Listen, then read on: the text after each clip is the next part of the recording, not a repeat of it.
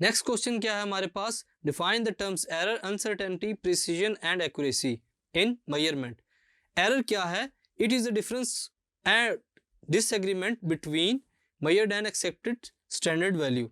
ये क्या होता है कि जो मेजर्ड वैल्यू है और जो हमारे पास एक्सेप्टेड स्टैंडर्ड वैल्यू है, उन दोनों के दरमियान जब फर्क आता है स्टूडेंट्स, वो क्या कहलाता है? एरर। अनसर्टेनिटी क्या होती है? Error arises due to natural imperfection of experimenter, limitations of apparatus and sudden changes in environment is known as uncertainty। इन वजूहात की वजह से क्या होता है स्टूडेंट्स? अनसर्टेनिटी क्रिएट होती है। Precision, it is associated with the least count of the measuring instrument. जो हम लोग इंस्ट्रूमेंट यूज कर रहे हैं उसका लीस्ट काउंट जितना कम से कम होगा, हमारा आंसर उतना ही प्रिसाइज होगा।